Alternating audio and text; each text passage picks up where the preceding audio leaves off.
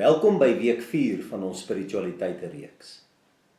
'n Ouderling bid voor die erediens in die konsistorie. Here, mag ons vandag 'n verskil in die wêreld gaan maak. En dit illustreer die 4de van ons 4 spiritualiteite, die aksiespiritualiteit. Hierdie mense wil graag dinge doen. Hulle word gedryf deur 'n behoefte aan aktiwiteit gekombineer met daadwerklike optrede. Alles moet gefokus wees op impak en transformasie. Bruikbaarheid en diens aan God is vir hulle belangrik. Klem is op die getuienis na buite. Koneksie met die gemeenskap en die wêreld staan voorop. Hulle is God se hande en voete en hulle wil hulle moue oprol en iets daadwerklik gaan doen in die samelewing. En so maak hulle sy teenwoordigheid sigbaar. Pleks van praat of net dink of voel oor die nood van die wêreld, wil hulle iets daaraan gaan doen. Hulle is fisiese konkrete daders met die klem op die buitereis eerder as die innerlike. Die koninkryksperspektief speel 'n groot rol. Hulle groei en leer deur aktiwiteite. Gehoorsaamheid deur dade is belangrik. Hulle word deur 'n passie vir mense gedryf. Eredienste wat baie goed by hierdie spiritualiteit sal inskakel, lyk as volg. Die preke is aktiverend en oproepend van aard.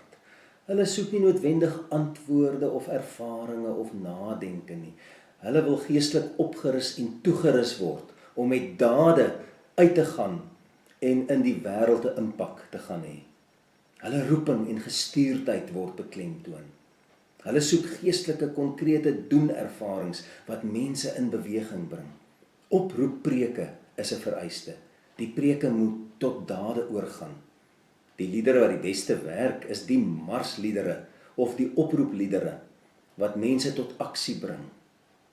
Wat op God se roeping en daadwerklike lewe van heiligmaking gefokus is. Liedere wat energie losmaak, wat beweging en liggaamlike betrokkenheid aanhelp, mense aktiveer en bewus maak van die nood en die honger daar buite.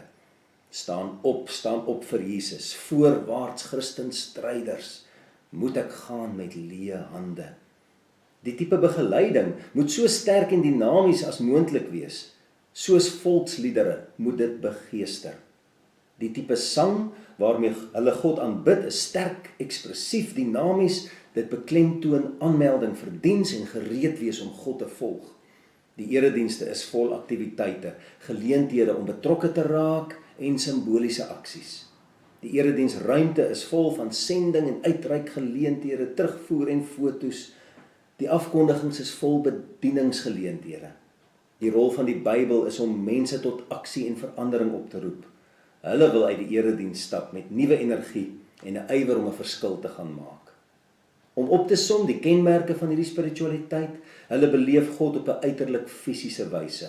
Daar bestaan 'n sterk behoefte aan saamwees en saam doen met ander. Die ontdekking van gawes en roeping dryf hulle. 'n Missionale gerigtheid is belangrik. Hulle is deel van God se weermag. Maar natuurlik, soos alle ander spiritualiteite, het hierdie mense ook sekere blinde kolle.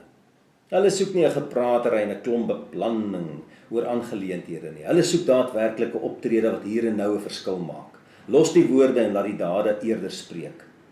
Preke wat dit filosofies of teologies is, frustreer hulle net. Gee hulle eerder 'n preek wat mense oproep tot 'n uitreik of 'n gemeenskapsprojek. Hulle hou nie van agteroor sit en onveranderd uit die erediens stap nie. Hulle kyk neer op eredienste waar mense maar net terugsit en wil ontvang. Hulle is skepties oor mense wat apaties voorkom. Hulle glo 'n mens moet God dien deur die mense rondom hulle te dien. 'n Mens maak nie geloof 'n kop of 'n hartsding nie, dit is 'n handding. Dis nie 'n plek om weg te kruip of verantwoordelikheid te ontdek nie. Dis 'n ruimte waar God deur ons lewensverbintenis gedien word.